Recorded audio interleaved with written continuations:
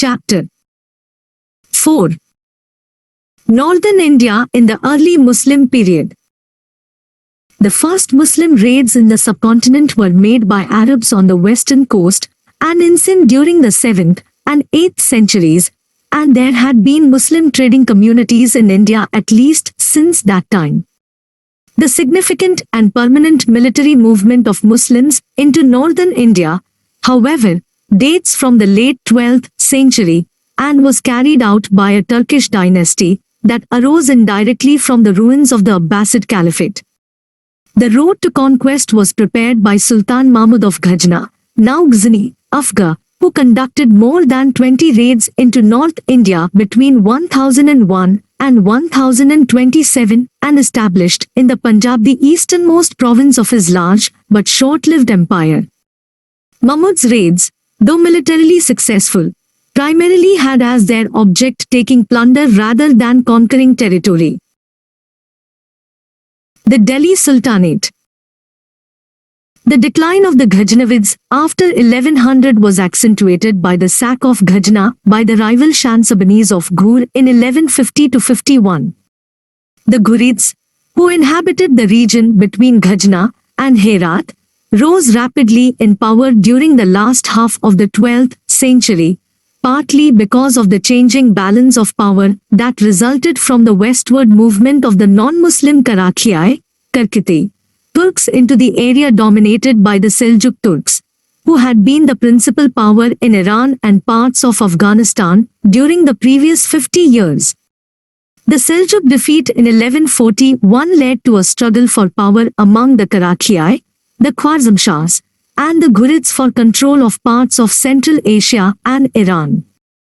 By 1152 Ghajna had been captured again by the Ghurid ruler, Ala al-Din. After his death, the Ghurid territory was partitioned principally between his two nephews, Ghiyat al-Din Muhammad and Muiz al-Din Muhammad ibn Sam, commonly called Muhammad of Ghur. Ghiyat al-Din ruled over Ghur from Firuzkoh and looked toward Khorasan, while Muhammad of Ghur was established in Ghajna and began to try his luck in India for expansion. The Ghurid invasions of North India were thus extensions of a Central Asian struggle. Almost all of North India was, however, already in contact with Ghur through extensive trade, particularly in horses. The Ghurids were well known as horse breeders. Ghur also had a reputation for supplying Indian and Turkish slaves to the markets of Central Asia. Muslim merchants and saints had settled much beyond Sindh and the Punjab in a number of towns in what are now Uttar Pradesh and Bihar. The Ghurids also were familiar with the fabulous wealth of western and central India. They therefore followed a route into India through the Gumal Pass, with an eye set eventually on Gujarat. It was only after suffering a severe defeat at the hands of the Chalukya army of Gujarat that they turned to a more northerly route through the Khyber Pass. The Turkish conquest.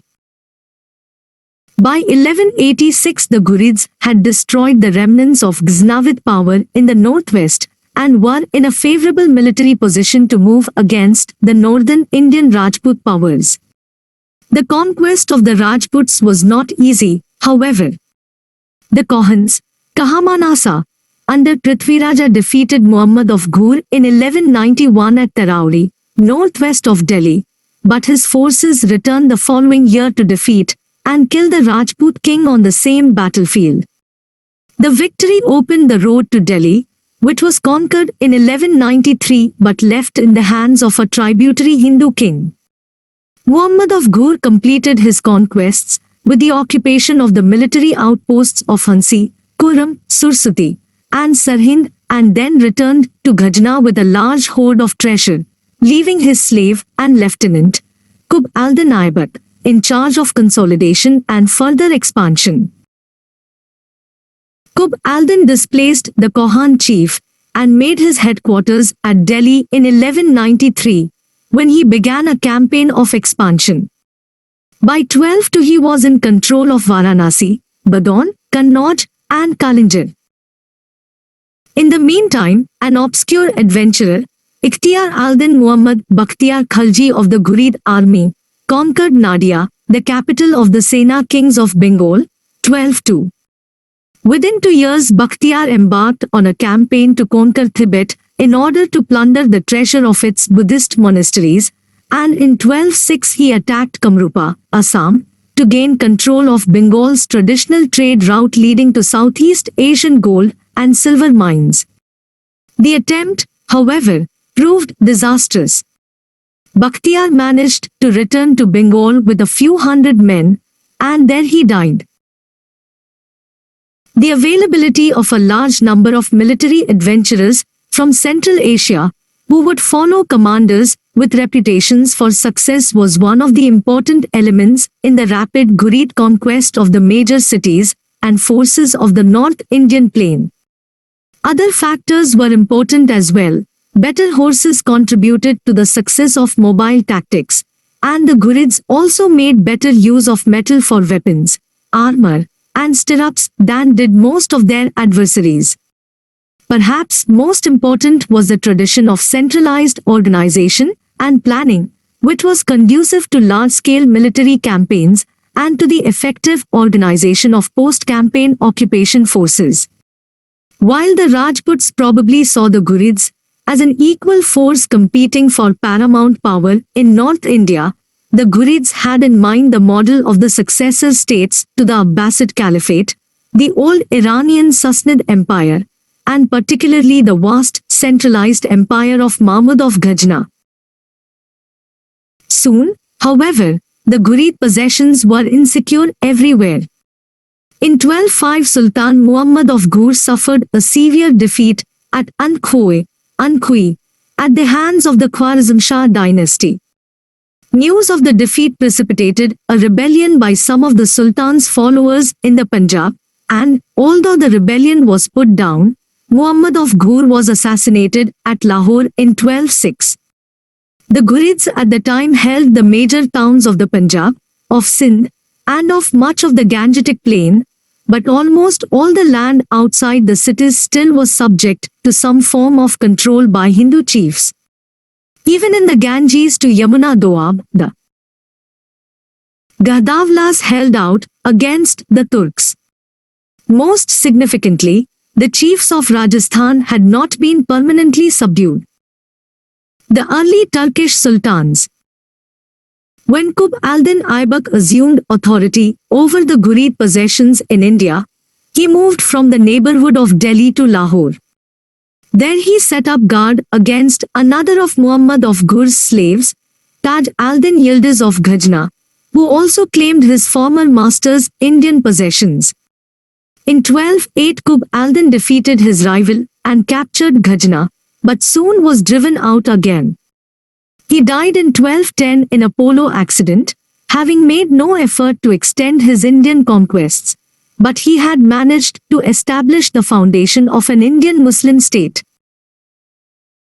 Qutb al-Din was the first ruler in what has become known, perhaps unreasonably, as the slave dynasty. Only he actually attained a freed status after becoming ruler. Slavery was, however, an integral part of the political system. As practiced in Eastern Muslim polities of this period, the institution of slavery provided a nucleus of well-trained and loyal military followers, the Mamluks. For important political figures, indeed, one of the principal objects of this form of slavery was to train specialists in warfare and government, usually Turks, whose first loyalty would be to their masters. Slave status was honorable and was a principal avenue to wealth and high position for talented individuals whose origins were outside the ruling group. It has been observed that a slave was a better investment than a son, whose claim was not based upon proved efficiency. Yet, slaves with high qualifications could get out of control, and often slaves or former slaves controlled their masters as much as they were controlled by them. The beneficial results for the Sultanate of this type of political interaction were that some men of talent had room to rise within the system, and thus were less tempted to tear it down, and that the responsibilities of government tended to rest in the hands of capable men, whether or not they were the actual rulers. The slave dynasty constituted a line of sultans at Delhi that lasted for nearly a century, 1206 to 90. Their family name was Muizzid-i. The dynasty was founded by Qutb al-Din Aibak, a favorite slave of the Muslim general and later Sultan Muhammad of Ghur. Qutb al-Din had been among Muhammad's most trusted Turkish officers and had overseen his master's Indian conquests. When Muhammad was assassinated in 1206, Qutb took power in Lahore. He managed to consolidate his position in a seesawing war with a rival slave ruler, Taj al-Din Yildiz, during which he captured and lost Ghajna. He was eventually confined to being a purely Indian sovereign. He died in 1210 as a result of a polo accident, and the crown shortly passed to Iltutmish, his son-in-law. By the time of Iltutmish's accession, the family's holdings had been severely reduced. Iltutmish, the greatest of the slave kings, defeated and put to death Yildiz, 1216, restored the Bengal governor to obedience, and added considerable new territory to the empire, including the lower Sindh. After the death of Iltutmish, his able daughter Rajia attempted to serve as sultan, but was defeated by opposing Turkish slave nobles. After 1246, the sultanate was controlled by Ghiyas al-Din Balban, who was to be sultan himself from 1266 to 1287. Under Balban, the Delhi Sultanate fought off several Mongol invasions. The slave dynasty ended when Jalal al-Din Firuz Khalji staged a successful coup on 13 June 1290 and brought the Khaljis to power. The sultans thus not only kept a close watch over the slave market, but also commissioned slave merchants as state agents. Sultan Shams al-Din Iltutmish reigned 1211 to 36, son-in-law and successor to Aibak, who was himself a Mamluk, sent a merchant to Samarkand, Bukhara, and Tirmiz to purchase young slaves on his behalf. Consolidation of Turkish rule. During his reign, Iltutmish was faced with three problems: defense of his western frontier, control over the Muslim nobles within India, and subjugation of the many Hindu chiefs who still exercised a large measure of independent rule. His relative success in all three areas gives him claim to the title of founder of the independent Delhi Sultanate. His reign opened with a factional dispute in which he and his Delhi-based supporters defeated and killed the rival claimant to the throne, Qutb al-Din's son, and put down a revolt by a portion of the Delhi guards. In the west, Iltutmish was passive at first and even accepted investiture from his old rival, Yildiz, but when Yildiz was driven from Ghajna into the Punjab by the Khwarizm Shah Ala al-Din Muhammad in 1215, Iltutmish was able to defeat and capture him at Tarauri.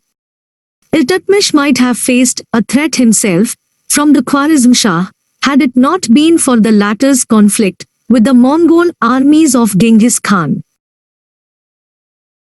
Again, Iltutmish waited while refugees, including the heir to the Khwarizm Shahi throne, poured into the Punjab, and while Nair al-Din Kabacha, another of Muhammad of Ghur's former slaves, maintained a perilous hold on Lahore and Multan. Iltutmish's political talents were pushed to the maximum as he tried desperately to avoid a direct confrontation with the armies of Genghis Khan. He refused aid to the Khwarizm Shah heir against the Mongols and yet would not attempt to capture him. Fortunately, the Mongols were content to send raiding parties no further than the Salt Range in the northern Punjab region, which Iltutmish wisely ignored, and eventually the Khwarizm Shah prince fled from India after causing enormous destruction within Kabacha's domains. Thus, Iltutmish's cause was advanced, and in 1228 he was able to drive Kabacha from the Punjabi cities of Multan and Uch, and by establishing his frontier east of the Beas River, to avoid a direct confrontation with the Mongols. He was not able to gain effective control of the western Punjab, however, largely because the area was subject to raids by hill tribes. In the east in 1225, Iltutmish launched a successful campaign against Ghiyat al-Din Ivaz Khalji, one of Bakhtiyar Khalji's lieutenants, who had assumed sovereign authority in Lakhnauti, northern Bengal, and was encroaching on the province of Bihar. Ivaz Khalji was defeated and slain in 1226, and in 1229 Iltutmish invaded Bengal and slew Balka, the last of the Khalji chiefs to claim independent power. Iltutmish's campaigns in Rajasthan and central and western India were ultimately less successful, although he temporarily captured Ranthambore, 1226, Mandar, Madwar, 1227, and Gwalior, 1231, and plundered Bhilsa and Ujjain in Malwa, 1234-35. His generals suffered defeats, however, at the hands of the Kohans of Bundi, the Chalukyas of Gujarat, and the Chandelas, Kandelas of Narwar. By 1236, the year Iltutmish died, the Delhi Sultanate was established as clearly the largest and most powerful of a number of competing states in North India. Owing to Iltutmish's able leadership, Delhi was no longer subordinate to Ghajna, nor was it to remain simply a frontier outpost. It was to become, rather, a proud center of Muslim power and culture in India. Iltutmish made clear, however, to what extent Islam and Islamic law, Sharia, could determine the contour of politics and culture in the overwhelmingly non-Muslim Indian environment. Early in his reign, a party of theologians approached him with the plea that the infidel Hindus be forced, in accordance with Islamic law, to accept Islam or face death. On behalf of the Sultan, his vizier told the divines that this was impractical, since the Muslims were as few as grains of salt in a dish of food. Despite the Islamic proscription against women rulers, Iltutmish nominated his daughter Rajiyat al-Din, to be his successor. By refusing shelter to the Muslim Jalal al-Din Mingburnu, the last Khwarizm Shah, against the pagan Genghis Khan, he politely asserted that the Turkish power in Delhi, even though a sequel to a Central Asian social and political struggle, was no longer to involve itself in the power politics of countries of the Islamic East. Iltutmish legitimated his ambition by obtaining a letter of investiture from the Abbasid Caliph in Baghdad, whose name appeared in Hindi on the bullion currency so that the people on the streets might perceive the nature of the new regime. Iltutmish seems to have enjoyed support among his nobles and advisors for his assertion that the legal structure of the state in India should not be based strictly on Islamic law. Gradually, a judicious balance between the dictates of Sharia and the needs of the time emerged as a distinctive feature of the Turkish rule. The Muslim constituency, however, could not adjust to the idea of being ruled by a woman, and Rajia, reigned 1236-40, fairly quickly succumbed to powerful nobles, the Shamsi, who once had been Iltutmish's slaves. Still, the new state had enough internal momentum to survive severe factional disputes during the 10 years following Iltutmish's death, when 4 of Iltutmish's children or grandchildren were in turn raised to the throne and deposed. This momentum was maintained largely through the efforts of Iltutmish's personal slaves, who came to be known as the 40 Chihildan, a political faction whose membership was characterized by talent and by loyalty to the family of Iltutmish. The political situation had changed by 1246, when Ghiyat al-Din Balban, a junior member of the 40, had gained enough power to attain a controlling position within the administration of the newest Sultan, Nair al-Din Mahmud, reigned 1246-66. Balban, acting first as Naibi, deputy, to the Sultan and later as Sultan, reigned 1266 to 87, was the most important political figure of his time. The period was characterized by almost continuous struggles to maintain Delhi's position against the revived power of the Hindu chiefs, principally Rajputs, and by vigilance against the strife-ridden, but still dangerous Mongols in the west. Even in the central regions of the state, Sultanate rule was sometimes challenged by discontented Muslim nobles. During the first 10 years of Nair al-Din Mahmud's reign, Balban's campaigns against the Hindu chiefs were only partially successful. By 1266, when he assumed the Sultanate, his military strategy was to work outward from the capital. First, he cleared the forests of Mewatis, Meena, then he restored order in the Doab and Atod, present-day Ayodhya, and suppressed a revolt in the region of the cities of Badon and Amroha with particular viciousness. Having established the security of his home territory, Balban then chose to consolidate his rule over the provincial governors rather than to embark upon expeditions against Hindu territories. Thus, he reacted vigorously and effectively against an attempt to establish an independent state in Bengal in the 1280s. Balban sought to raise the prestige of the institution of the Sultanate through the use of ceremony, the strict administration of justice, and the formulation of a despotic view of the relationship between ruler and subject. Probably the most significant aspect of his reign was this elevation of the position of the Sultan, which made possible the reorganization and strengthening of the army and the imposition of a tighter administrative apparatus. Iltutmish had enforced the centre's control over the nobles in the districts, Hikas and Vilayas, by subjecting them to periodic transfers. Balban's government began to investigate what was actually collected and spent within the Ika. He appointed a new category of officials, the Khwajas, to estimate both the income of the Ika holders and the expenses they incurred in maintaining their troops. Any surplus, favail, was to be remitted to the Sultan's treasury.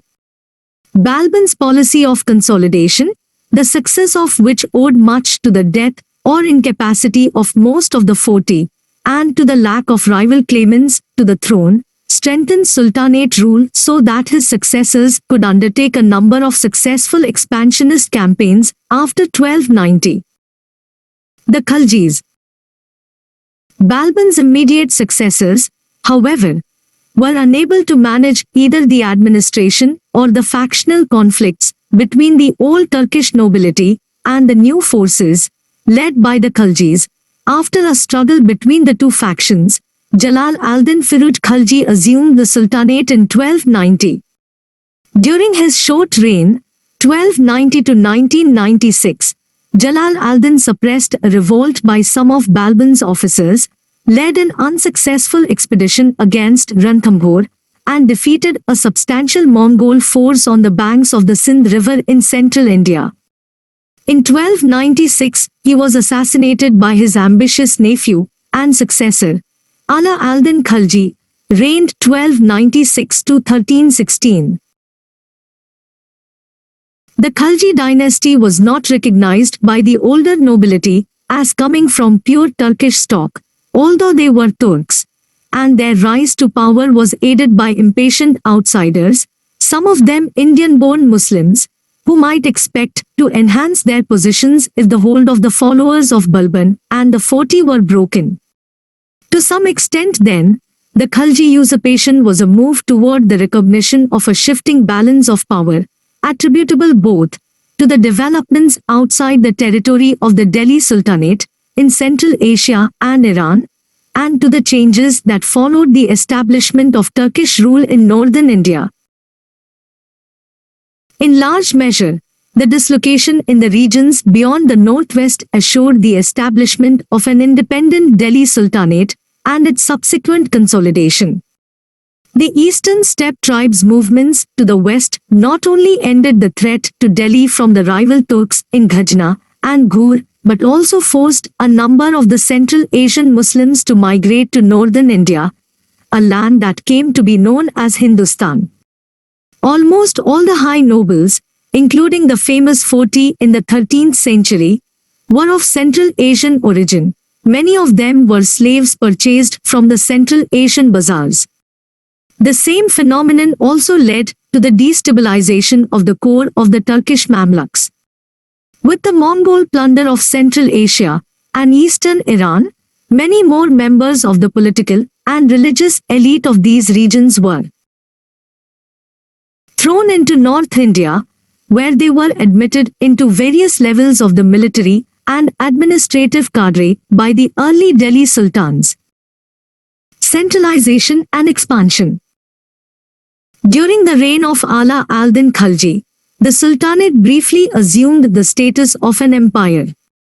In order to achieve his goals of centralization and expansion, Ala al-Din needed money, a loyal and reasonably subservient nobility, and an efficient army under his personal control. He had earlier, in 1292, partly solved the problem of money when he conducted a lucrative raid into Bhilsa in central India. Using that success to build his position and a fresh army, he led a brilliant and unauthorized raid on the fabulously wealthy Devgiri, present-day Daulatabad, the capital of the Yadvas, in the Deccan early in 1296. The wealth of Devgiri not only financed his usurpation, but provided a good foundation for his state-building plans. Ala al-Din already had the support of many of the disaffected Turkish nobles, and now he was able to purchase the support of more with both money and promotion. Taxation and distribution of revenue resources. Centralization and heavy agrarian taxation were the principal features of Ala al-Din's rule. The Sultan and his nobles depended in the 13th century largely on tribute extorted from the subjugated local potentates and on plunder from the unpacified areas. The Sultanate thus had no stable economic base. The nobles were often in debt for large sums of money to the moneylenders of Delhi. Ala al-Din Khalji altered the situation radically, implementing the principles of the Ika, revenue district, and the Kharaj, land tax, in their classic sense. The Ika, formerly loosely used to mean a transferable revenue assignment to a noble, now combined the two functions of collection and distribution of the Sultan's claim to the bulk of the surplus agrarian product in the form of Kharaj. Ala al-Din imposed a land tax set at half the produce, in weight or value, on each individual peasant's holding, regardless of size. It was to be supplemented by house and cattle tax. The revenue resources so created, divided into ikas, or different territorial units, were distributed among the nobles. But the nobles had no absolute control of their ikas. They had to submit accounts of their income and expenditure and send the balances to the Sultan's treasury. The Sultan had prepared an estimate of the produce of each locality by measuring the land. A set of officers in each ika, separate from the assignee, ensured the Sultan's control over it.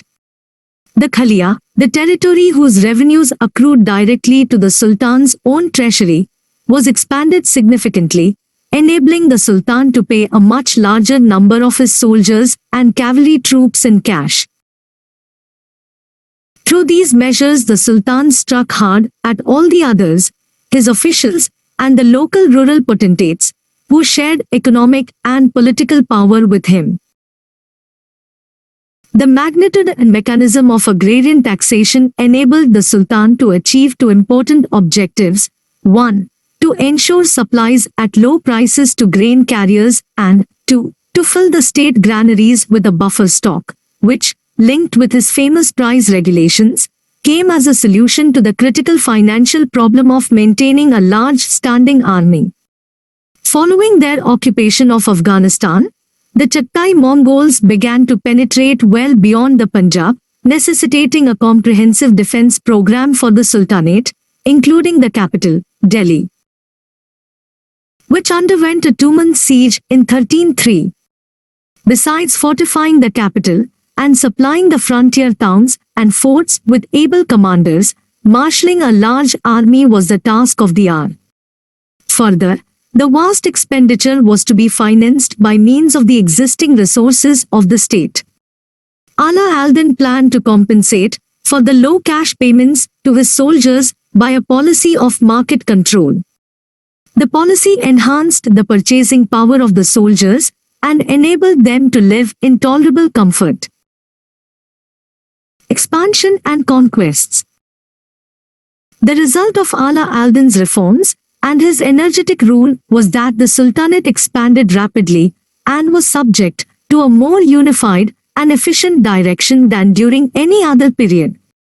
Ala al-Din began his expansionist activities with the subjugation of Gujarat in 1299. Next he moved against Rajasthan and then captured Ranthambore, 1301, Chitta, 1303, and Mandu, 1305, later adding Siwan, 1308, and Jalore, 1312. The campaigns in Rajasthan opened the road for further raids into South India.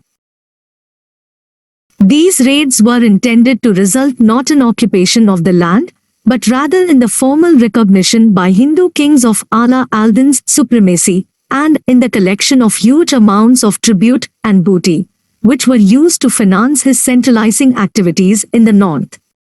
Ala al-Din's lieutenant Malik Kafur again subdued the Yadava kingdom of Devgiri in 1307 and 2 years later added the Kakatiya kingdom of Telangana. In 1310-11 Malik Kafur plundered the Pandya kingdom in the far south, and in 1313 Devgiri was again defeated and finally annexed to the Sultanate. Ala al-Din also managed to fend off a series of Mongol attacks, at least 5, during the decade 1297 to 1306. After 1306 the invasions subsided, probably as much because of an intensification of internal Mongol rivalries as of the lack of their success in India.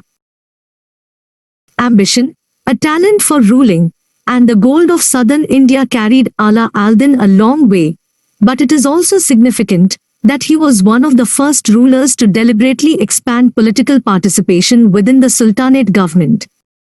Not only did he partly open the gates to power for the non-Turkish Muslim nobility, some of whom were even converted Hindus, but he also at least made gestures toward the inclusion of Hindus within the political world he viewed as legitimate.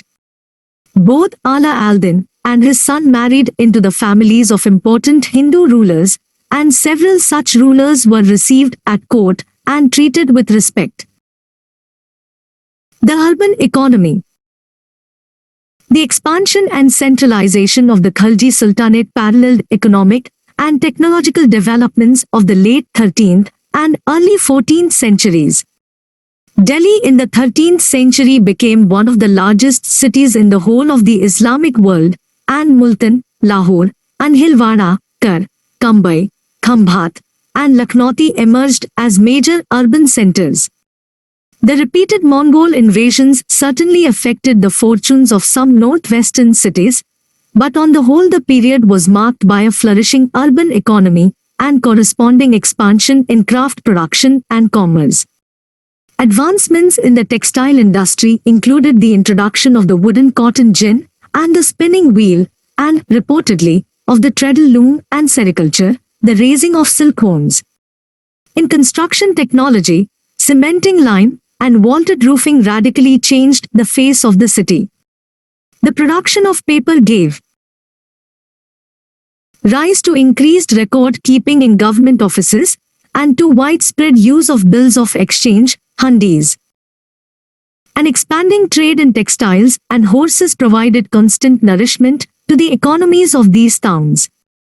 Bengal and Gujarat were the production centers for both coarse cloths and fine fabrics. Since cavalry came to be the mainstay of the political and military system of the Delhi Sultans, horses were imported in large numbers beginning in the early years of the 13th century. Earlier in the 12th century, the Hindu kings also kept large standing armies that included cavalry. The Turks, however, had far superior horsemen. Iron stirrups and heavy armor, for both horses and horsemen, came into common use during the period, with significant impact on warfare and military organization. The battles of Tarauri, between Prithviraja III Chauhan and Muhammad of Ghur, were mainly engagements of cavalrymen armed with bows and spears. Superior Ghuri tactics were decisive. The Multanis and Khorsanis, in the main, controlled the long-distance overland trade. Trade between the coastal ports and northern India was in the hands of Marwaris and Gujaratis, many of whom were Jains. A measure of commercial expansion was the emergence and increasing role of the dalals, or brokers, who acted as middlemen in transactions for which expert knowledge was required, such as the sale of horses, slaves, and cattle. Ala al-Din Khalji extended a large loan to the Multanis for bringing goods from afar into Delhi. By the mid-13th century, a stable equation between gold and silver was attained, resulting in a coinage impressive in both quality and volume. Northern Indian merchants now benefited from the unification of the Central Asian steppes, which from 1250 until about 1350, following an initially quite destructive Mongol impact, opened up a new and secure trade route from India to China and the Black Sea. Further, there arose a chain of sea emporia all along the Indian Ocean coast. It was, however, plunder and tribute from Gujarat, the Deccan, eastern and central India, and Rajasthan, combined with regular taxation in the Indo-Gangetic plain, that sustained the economy and the centralizing regime of Delhi. The Tughlaqs. Within 5 years of Ala al-Din's death, 1316, the Khaljis lost their power. The succession dispute resulted in the murder of Malik Kafur by the palace guards and in the blinding of Ala al-Din's 6-year-old son by Qutb al-Din Mubarak Shah, the Sultan's third son, who assumed the Sultanate, reigned 1316-20. Qutb al-Din suppressed revolts in Gujarat and Devgiri and conducted another raid on Telangana. He was murdered by his favorite general, a Hindu convert named Khusrav Khan, who had built substantial support among a group of Hindus outside the traditional nobility. Opposition to Khusraw's rule arose immediately, led by Ghazi Malik, the warden of the western marches at Deopalpur, and Khusraw was defeated and slain after 4 months. Ghazi Malik, who ascended the throne as Ghiyat al-Din Tughlaq, reigned 1320-25, had distinguished himself prior to his accession by his successful defense of the frontier against the Mongols. His reign was brief but eventful. He captured Telangana, conducted raids in Janagar, and reconquered Bengal, which had been independent under Muslim kings since the death of Balban. While returning from the Bengal campaign, the Sultan was killed when a wooden shelter collapsed on him at Afghanpur, near Delhi. Although some historians have argued that Muhammad ibn Tughlaq plotted his father's death, the case never has been proved. The reign, 1325-51, of Muhammad ibn Tughlaq marked both the high point of the Sultanate and the beginning of its decline. The period from 1296 to 1335 can be seen as one of nearly continuous centralization and expansion. There were few places in the subcontinent where the Sultan's authority could be seriously challenged. Muhammad ibn Tughlaq, however, was unable to maintain the momentum of consolidation. By 1351, southern India had been lost and much of the north was in rebellion. Reversal and rebellion. Muhammad ibn Tughlaq faced serious problems resulting from expansion into southern India. Eschewing the Khalji policy of maintaining Hindu tributary states in the south, Muhammad ibn Tughlaq, while still a prince, had begun to bring southern Hindu powers under the direct control of the Sultanate, a policy he continued as Sultan. Direct Muslim rule in the south, however, did not necessarily signify control from Delhi. In an effort both to settle other Muslim nobles in the south and to maintain his control over them, the Sultan made Daulatabad, Devgiri, his second capital in 1327. Muhammad ibn Tughlaq moved to Daulatabad to ensure an effective control over the wealthy and fertile Deccan and Gujarat, and possibly also to gain access to the western and southern ports. Gujarat, the Coromandel coast, and Bengal were the core areas of India's overseas trade. Huge supplies of textiles and other goods, including glass and metal objects manufactured in these regions, were exported to the Middle East, Africa, and East and Southeast Asia in exchange for horses, precious metals, extracted goods, and raw materials. Muhammad ibn Tughlaq also planned to face the Mongols by positioning and equipping himself at a safe distance from the northwest. However, no sooner was the Sultan established at Daulatabad than trouble broke out in the north, on the western border, and in Bengal. Muhammad ibn Tughlaq had to move back to Delhi to crush the rebellions by his nobles. He also was less successful against an invasion by the Mongols, who had come almost to the gates of Delhi. On the other hand, by 1335 the Muslim governor of Malabar, the southernmost province of the Sultanate, declared his independence and founded the Sultanate of Madura, while Muhammad ibn Tughlaq was busy quelling a rebellion in Lahore. Soon rebellions by Hindu chiefs had resulted in the formation of several new states, the most important of which was Vijayanagar. During the next few years, while the Sultan shuttled to and fro in an attempt to put down rebellions in practically every province, he lost control of the rest of his South Indian possessions after successful rebellions in Gulbarga, 1339, Vandal, 1345-46, and Daulatabad, which led to the founding of the Bahmani Sultanate, 1347.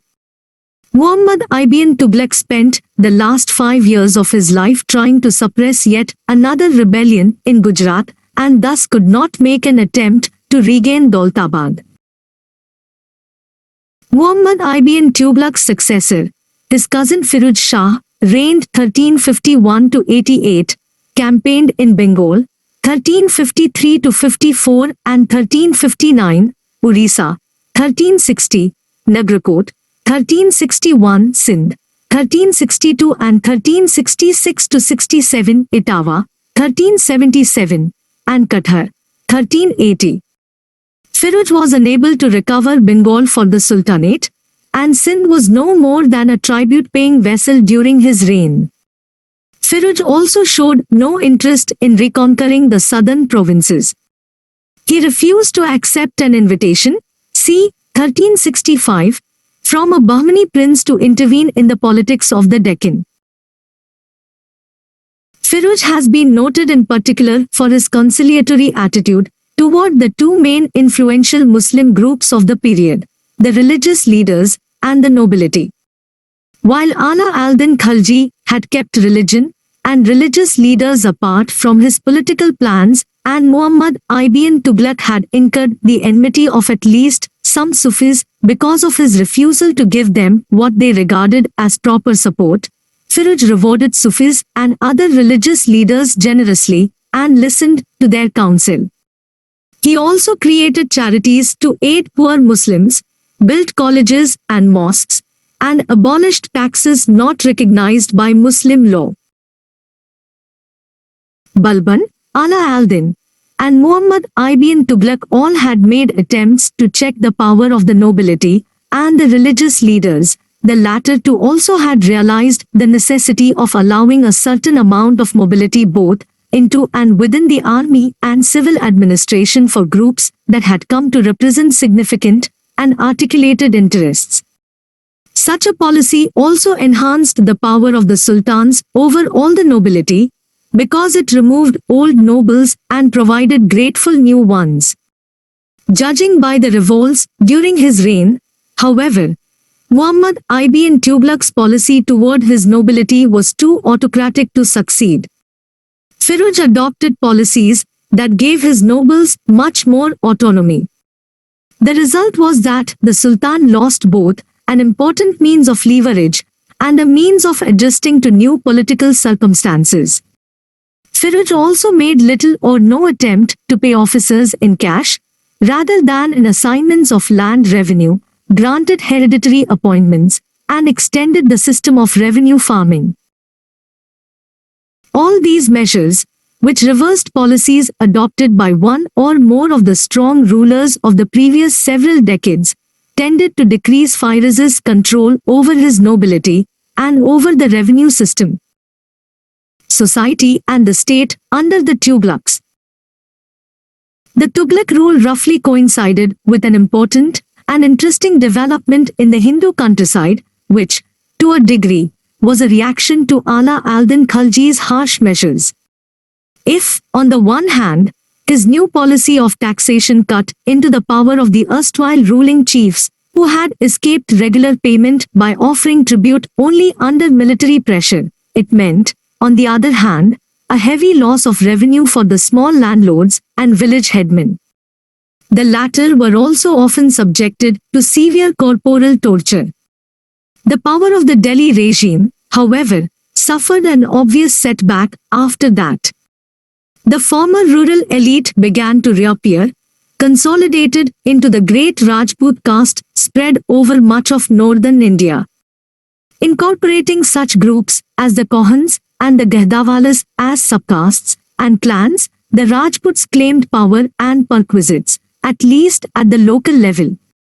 The first appearance of the generic term Zmindar, which denoted first superior rights over land and its produce, and later came to represent the local powermongers themselves, dates to this period.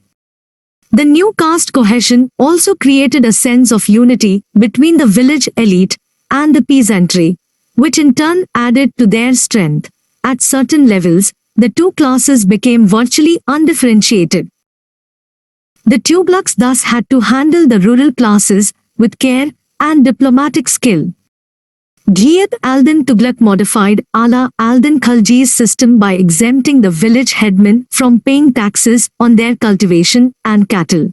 But he confirmed the Khalji Sultan's injunctions that the headmen were not to levy anything in addition to the existing tax on the peasantry. As Muhammad ibn Tughlaq adopted a stern policy, he provoked rebellion by the rural chiefs and the peasants, but, interestingly, he was also the first Indian ruler in recorded history to advance loans, takkavi, to the villagers for rehabilitation following a disastrous famine. He also proposed a grand scheme for improving cropping patterns and extending cultivation. Firuz Tughlaq created the biggest network of canals known in pre-modern India, wrote of the loans granted earlier to the peasants by Muhammad ibn Tughlaq, and, more significantly, enforced a policy of fixed tax, as opposed to the former proportional one, thus guaranteeing in normal times a larger share of surplus to the intermediaries. The desire of the Tughlaq sultans for warmer relations with society as a whole was further illustrated by a generally appreciative approach to local social and religious practices. A few Hindus and Jinns had held state positions under the Khaljis. Under the Tughlaqs, the non-Muslim Indians rose to high and extremely responsible offices, including the governorships of provinces. Muhammad ibn Tughlaq was the first Muslim ruler to make planned efforts to induct Hindus into administration. He also conducted several discourses with Indian scholars and saints. Firuz showed keen interest in Indian culture, commissioning Persian translations, Persian being the court language, of some important Sanskrit texts and placing an Ashokan pillar in a prominent position on the roof of his palace. While all these developments indicated the Sultan's broadly tolerant and Catholic policies, they demonstrated at the same time the strength of the locality. What was then emerging was a kind of tacit sharing of power between the local Hindu magnates and the essentially town-based Muslim aristocracy as a crucial source of political stability.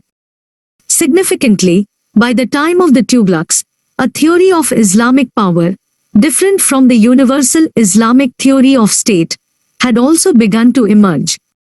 The Turkish state was, in a formal sense, Islamic. The sultans could not allow open violation of Sharia. They appointed Muslim divines, ulma, to profitable offices and granted revenue-free lands to many of them. But the policy of the state was based increasingly upon the opinion of the sultans and their advisors and not on any religious texts as interpreted by the ulma. In view of practical needs and worldly considerations, Jahandari. The sultans supplemented Sharia by framing their own state laws. Thabit. These regulations in cases of conflict overrode the universal Muslim law.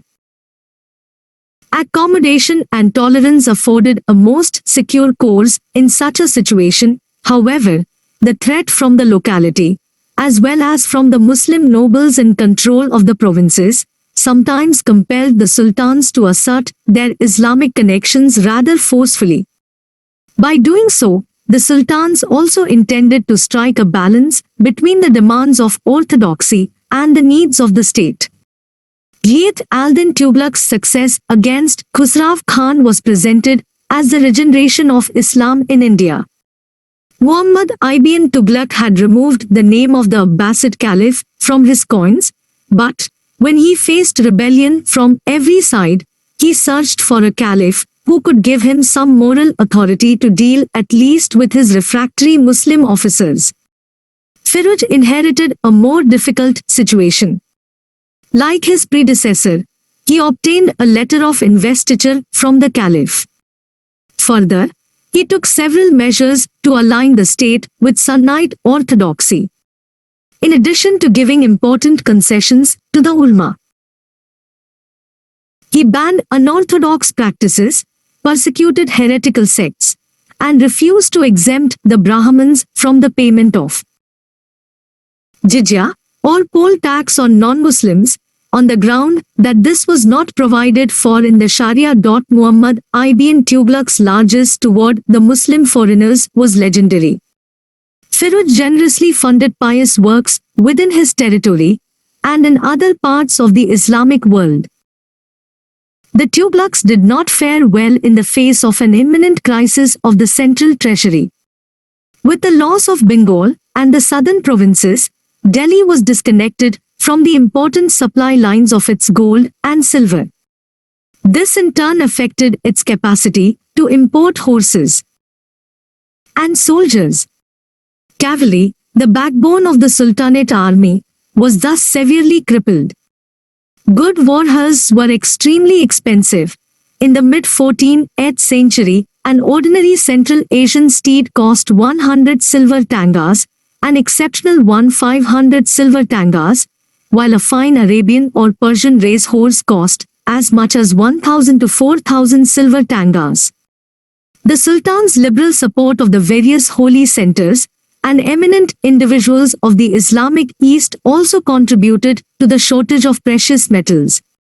In response, Muhammad ibn Tughlaq attempted to reduce the weight of his coins and experimented with token money. His proposed expeditions to Khorasan and the Himalayas were possibly aimed at locating new sources of horses and precious metals. Firuz Tughlaq addressed the crisis by withdrawing the practice of cash payment to the soldiers and by building an army from among the huge corps of slaves, Mamluks, plundered from throughout the Sultanate. The slaves were, however, no match for the mounted archers from the countries northwest of the subcontinent. Thus, Firuz's weak policy toward his nobility, his light hand on the reins of administration, the resultant inefficiency and corruption among his ranks, and, indeed, his predecessor Muhammad ibn Tughlaq's failure could be explained only in part in terms of these leaders' personal proclivities. Both were overwhelmed by social and economic circumstances. Decline of the Sultanate. By 1388, when Firuz Tughlaq died, the decline of the Sultanate was imminent. Subsequent succession disputes and palace intrigues only accelerated its pace. The sons and grandsons of Firuz, supported by various groups of nobles, began a struggle for the throne that rapidly diminished the authority of Delhi and provided opportunities for Muslim nobles and Hindu chiefs to enhance their autonomy. By 1390, the governor of Gujarat had declared his independence, and between 1391 and 1394 the important Rajput chiefs of Etawah rebelled and were defeated 4 times. By 1394 there were 2 sultans, both residing in or near Delhi. The result was bitter civil war for 3 years. Meanwhile, the disastrous invasion of Timur, the Tamerlane of Western literature, drew nearer. Timur invaded India in 1398, when he was in possession of a vast empire in the Middle East and Central Asia, and dealt the final blow to the effective power and prestige of the Delhi Sultanate.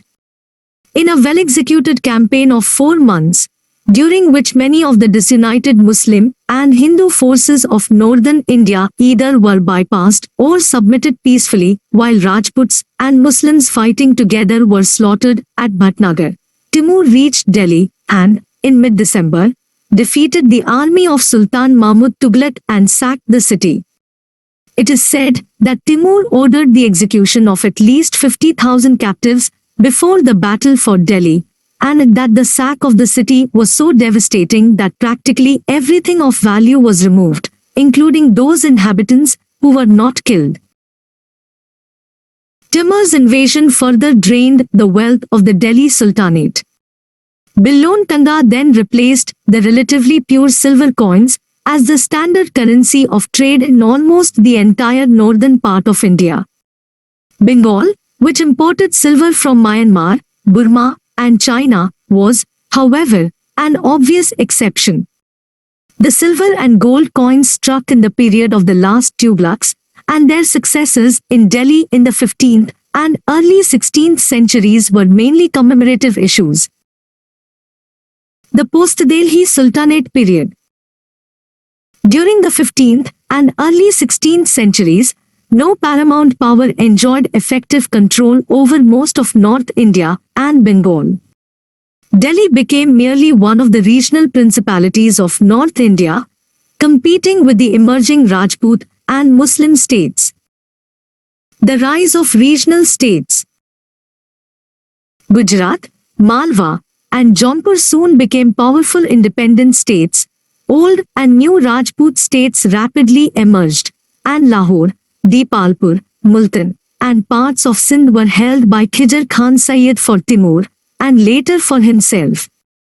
Khizr Khan also took over Delhi, and a small area surrounding it after the last of the Tughlaqs died in 1413, and he founded the dynasty known as the Sayyid.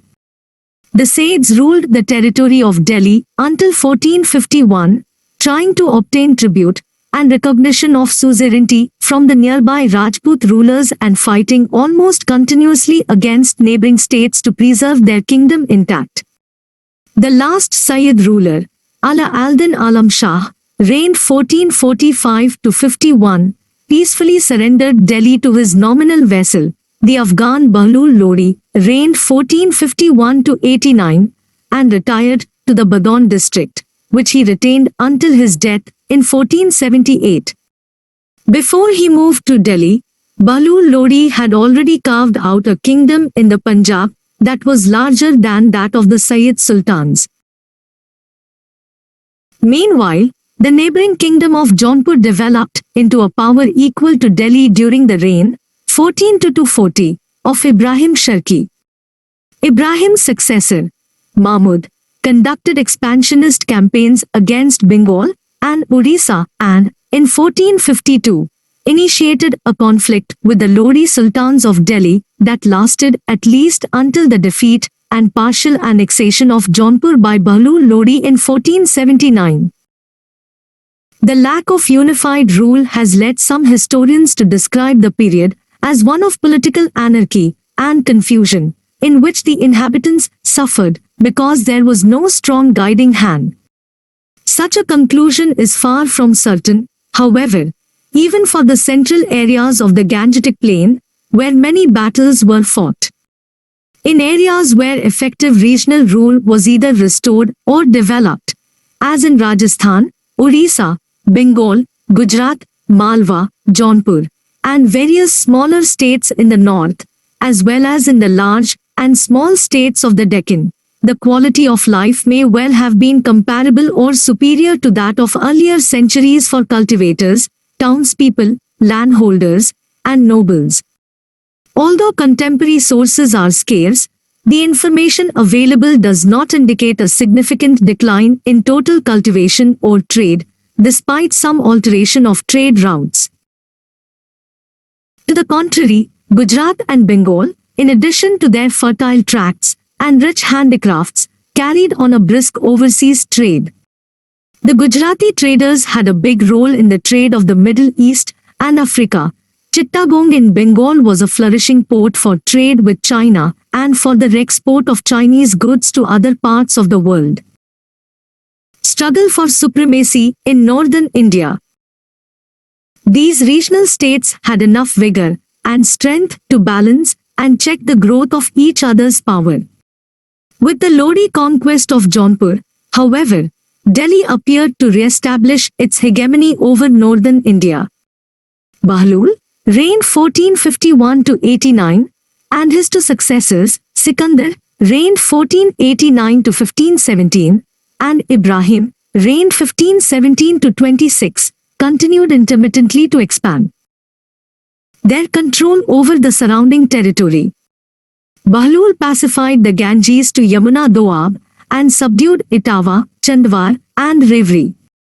Sikandar completed the pacification of Jaunpur, 1493, campaigned into Bihar, and founded the city of Agra in 1504 as a base from which to launch his attempt to control Malwa and Rajasthan.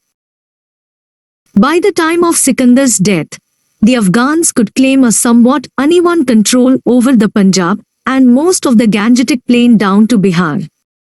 Still, the question of Lodi hegemony in North India was far from settled. Rana Sanga of Mewar did not simply check the Lodi encroachments into central India, but also repulsed a Lodi attempt to invade Mewar and threatened to move toward Bayana and Agra. Eastern Malwa, including Chanderi, at that time in possession of a Rajput leader, Medini Rai, passed under his overlordship. Rana Sanga defeated the Khalji Sultan of Malwa and took him prisoner in Chitta. The Rana was thus emerging as another formidable Rajput contender for supremacy in North India. Meanwhile, Babur, a descendant of Timur, was knocking at the gates of India. Ibrahim Lodi was more autocratic than his predecessor, and he was ultimately less able to control his skittish nobility, which had swelled significantly following the immigration into India of a considerable number of Afghans. They tended to see the Lodi sultans as merely first among equals. Ibrahim soon faced an Afghan rebellion in the east under the leadership of his brother Jalal Khan, and, while Ibrahim put down this and other Afghan revolts in the region, the groundwork for the final disaster was laid in the west.